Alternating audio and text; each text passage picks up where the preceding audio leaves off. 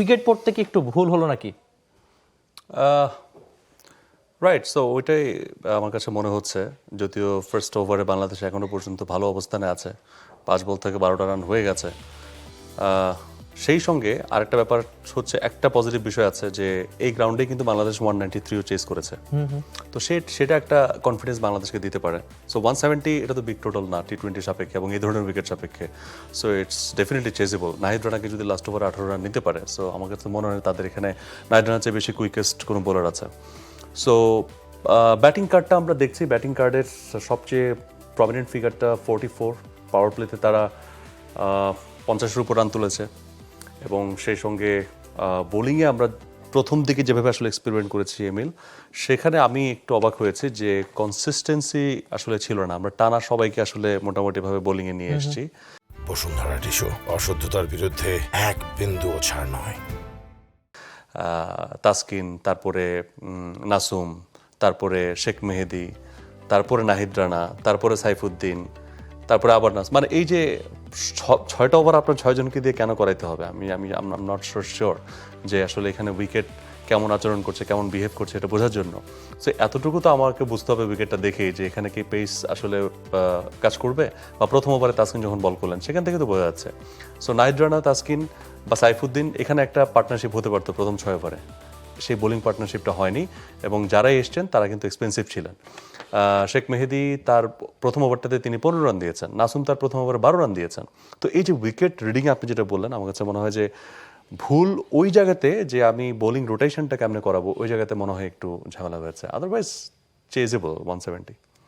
বাংলাদেশের ক্যাপ্টেন আর জিম্বাবুয়ের ক্যাপ্টেন কি বলেছেন? দুজন ভিন্ন রকম কথা বলেছেন, মানে একজনের কথার সঙ্গে আরেকজনের কথার খুব একটা মিল নাই। আমরা একটু দেখি যে শুরুতে সিকান্দার রাজা কি বলেছেন, তাহলে আমরা বুঝবো যে উইকেট পড়তে কেন ভুল বলা হয়েছে।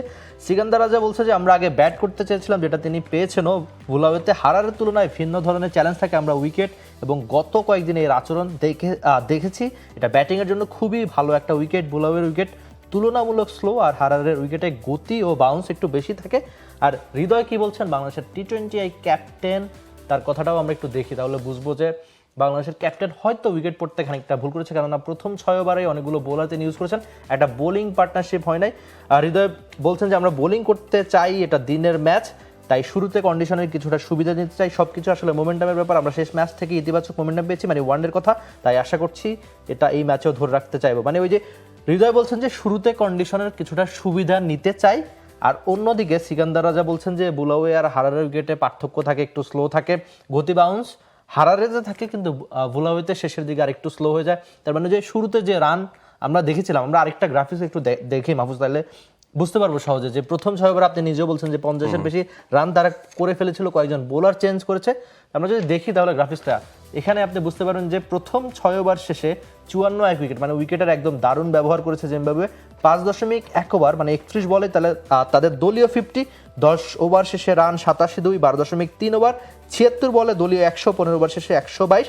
এরপর অবশ্য বাংলাদেশ কামব্যাক করেছিল, কিন্তু শেষ ওভারের আগ পর্যন্ত খুব ভালো বোলিং করেছে মাঝখানে নাহিদ রানা। সেসব প্রসঙ্গে আমরা পরে যাব, কিন্তু এই যে উইকেট পড়তে ভুল করা কি মনে হয় কিনা যে টিম ম্যানেজমেন্টের একটা দায় আছে?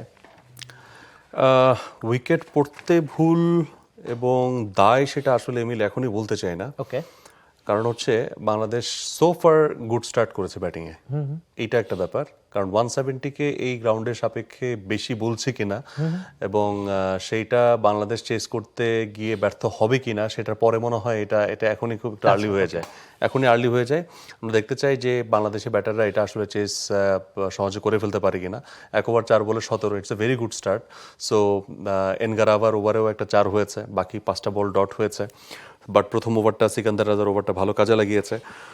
সো এইখানে ব্যাপার হচ্ছে কি, একটা রিস্কি ফ্যাক্টর আছে এমিল আমাদের ব্যাটিং অর্ডারে। বাংলাদেশ যদি উইকেট হারিয়ে ফেলে তাহলে একটা ঝামেলা আছে। আপনি দেখেন সাইফ হাসান এবং তানজিদ তারা ওপেন করলেন, 3 নম্বরে যদি ইমন নামেন, 4 নম্বরে হয়তো হৃদয় নামবেন, তারপর কিন্তু ইয়াসির আর নুরুল হাসান সোহান। সো ইয়াসির, নুরুল হাসান সোহান রিসেন্টলি তো টানা আসলে তারা ম্যাচে নাই।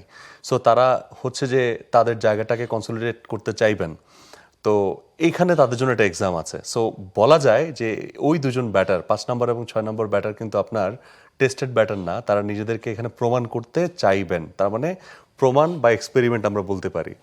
7 নম্বরে যদি শেখ মেহেদি আসেন, 8 নম্বরে হচ্ছে আপনি সাইফুদ্দিনকে পাবেন, তো শেখ মেহেদিও তো আসলে খুব একটা ভালো শেপে নাই। সাইফুদ্দিন অন অ্যান্ড অফ ছিলেন, তিনি যেহেতু টানা দলের সঙ্গে ছিলেন না, তার মানে 4 নাম্বার ব্যাটার আউট হয়ে গেলে 5 থেকে 8 সেই জায়গাটা কিন্তু পুরোপুরি এক্সপেরিমেন্টাল একটা পজিশন হচ্ছে। একদমই। They are not regular performer. So ওইখানে বাংলাদেশ খাবি খেতে পারে। So big responsibility will be for number 1 to number 4 batters. তারা যদি আউট হয়ে যান, আই এম নট শিওর যে 5 থেকে 8 সেখানে ভালো কিছু হবে কিনা। হলে তো খুবই ভালো, কিন্তু ওই যে আমরা রিসেন্ট যে ম্যাচগুলো দেখেছি সেটা দেখার কারণে এই জায়গাটাতে একটু মনে হচ্ছে যে এখানে বাংলাদেশ হয়তোবা খাবি খেলেও খেতে পারে, বাট সেখানে খাবি না খাক। For more updates, subscribe to our YouTube channel and click on the bell icon. Follow us on Facebook and Instagram. Download T-Sports app to enjoy exciting games and highlights. Visit tsports.com.